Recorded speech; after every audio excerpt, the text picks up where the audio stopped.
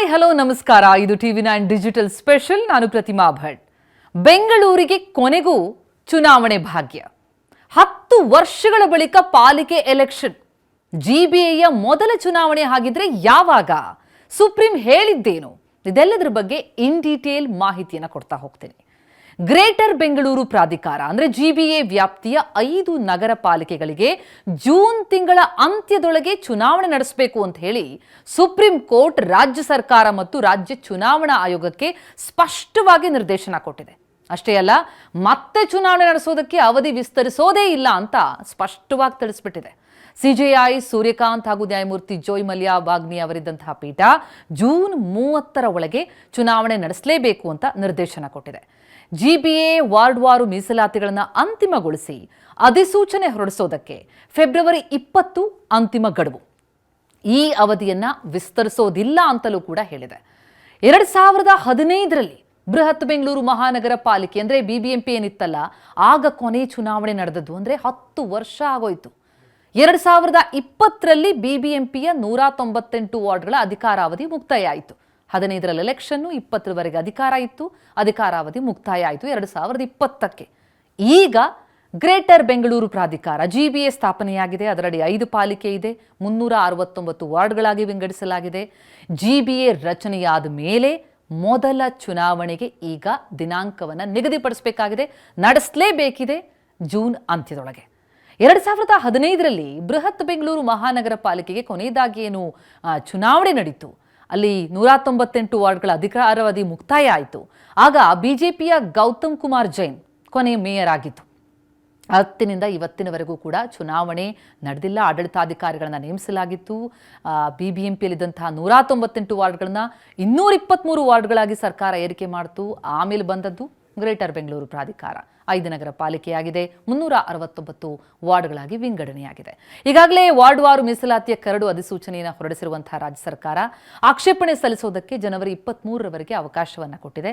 ಅದನ್ನೇ ನ್ಯಾಯಾಲಯದ ಮುಂದೆ ಸರ್ಕಾರ ಪ್ರಮಾಣ ಪತ್ರ ಅಂತ ಸಲ್ಲಿಸಿತು. ಒಟ್ಟಾರೆ GBA ಚುನಾವಣೆಗೆ ಸರ್ಕಾರ ಸಿದ್ಧ ಇದೆ ಎಂಬುದನ್ನು ಸುಪ್ರೀಂ ಕೋರ್ಟ್ ಮುಂದೆ ಒಪ್ಪಿಕೊಂಡಿದೆ.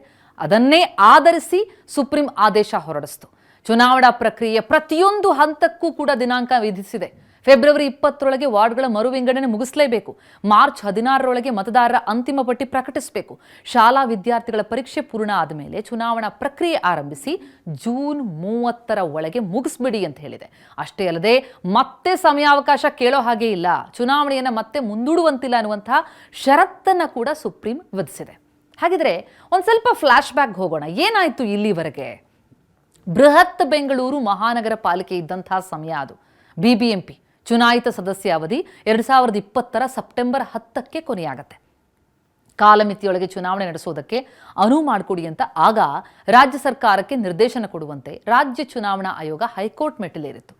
ವಿಚಾರಣೆ ಬಹಳ ಸುದೀರ್ಘವಾಗಿ ನಡೀತು. ಪ್ರಕರಣ ಸುಪ್ರೀಂ ಕೋರ್ಟ್ಗೆ ಹೋಯಿತು. ಸ್ಥಳೀಯ ಸಂಸ್ಥೆಗಳಲ್ಲಿ OBC ಮೀಸಲಾತಿ ವಿಚಾರವಾಗಿ ಸುಪ್ರೀಂ ತೀರ್ಪಿನ ಹಿನ್ನೆಲೆಯಲ್ಲಿ ಪ್ರಕರಣ ವಿಳಂಬ ಆಗ್ತಾ ಹೋಯಿತು. ಅದರ ನಡುವೆ ರಾಜ್ಯ ಸರ್ಕಾರ ನ್ಯಾಯಮೂರ್ತಿ ಭಕ್ತವತ್ಸಲ ಆಯೋಗವನ್ನು ರಚನೆ ಮಾಡುತ್ತೆ. ಅದರ ವರದಿ ಬರೋ ತನಕ ಯಾವುದೇ ಪ್ರಕ್ರಿಯೆಗಳು ನಡೀಲಿಲ್ಲ. ಪ್ರಕರಣ ಹೈಕೋರ್ಟ್ನಲ್ಲಿ, ಸುಪ್ರೀಂ ಕೋರ್ಟ್ನಲ್ಲಿ ಸುದೀರ್ಘವಾಗಿ ನಡೀತು. BBMPಯ 243 ವಾರ್ಡ್ಗಳಿಗೆ ನವೆಂಬರ್ 30ರೊಳಗೆ ಮೀಸಲಾತಿ ನಿಗದಿಪಡಿಸಬೇಕು, ಡಿಸೆಂಬರ್ 31ರೊಳಗೆ ಚುನಾವಣೆ ನಡೆಸಬೇಕು ಅಂತ 2022ರ ಸೆಪ್ಟೆಂಬರ್ 30ರಂದು ಹೈಕೋರ್ಟ್ ಆದೇಶ ಕೊಡುತ್ತೆ.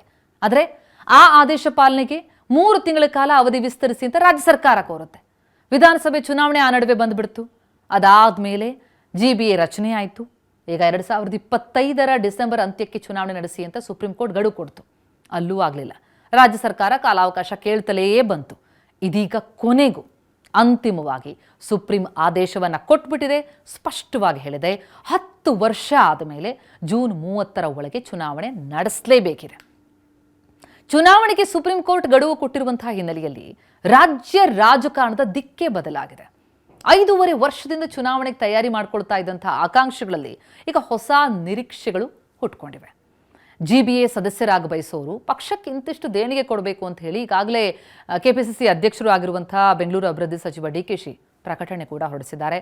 GBA 369 ಸ್ಥಾನಗಳಿಗೆ ಸ್ಪರ್ಧಿಸೋರು ಹಣ ಹೊಂದಿಸಿಕೊಳ್ಳೋದ್ರ ಜೊತೆಗೆ ತಮ್ಮ ವಾರ್ಡ್ಗಳಲ್ಲಿ ಗೆಲ್ಲೋದಕ್ಕೆ ಕಾರ್ಯತಂತ್ರಗಳನ್ನ ರೂಪಿಸಿಕೊಳ್ಬೇಕು ಅನ್ನೋದು ಕಾಂಗ್ರೆಸ್ನಲ್ಲಿ ಆಗ್ತಾ ಇರುವಂತಹ ಬೆಳವಣಿಗೆ.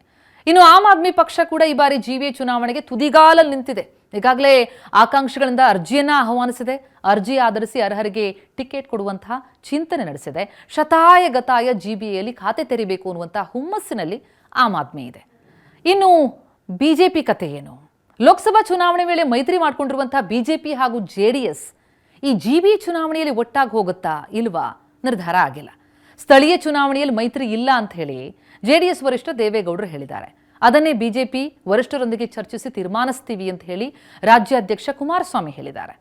ಅದೇ ದಾಟಿಯಲ್ಲಿ ಬಿಜೆಪಿ ನಾಯಕರು ಕೂಡ ಮಾತನಾಡ್ತಿದ್ದಾರೆ. JDS ಜೊತೆಗೆ ವರಿಷ್ಠರು ಮಾತುಕತೆ ನಡೆಸಿ ನಿರ್ಧರಿಸ್ತಾರೆ ಅಂತ ಹೇಳ್ತಿದ್ದಾರೆ. ಸ್ಥಳೀಯವಾಗಿ ಪ್ರಾದೇಶಿಕ ಪಕ್ಷದ ಅಸ್ತಿತ್ವ ಉಳಿಸ್ಕೊಳ್ಳೋದಕ್ಕೆ ಪ್ರತ್ಯೇಕ ಸ್ಪರ್ಧೆಗೆ JDS ಚಿಂತನೆ ಮಾಡ್ತಾ ಇದೆಯೇ ಅಥವಾ ಜಂಟಿಯಾಗಿ ಹೋಗೋದ್ರಿಂದ ಲಾಭ ಅನ್ನುವಂಥ ತೀರ್ಮಾನಕ್ಕೆ ಬರುತ್ತಾ?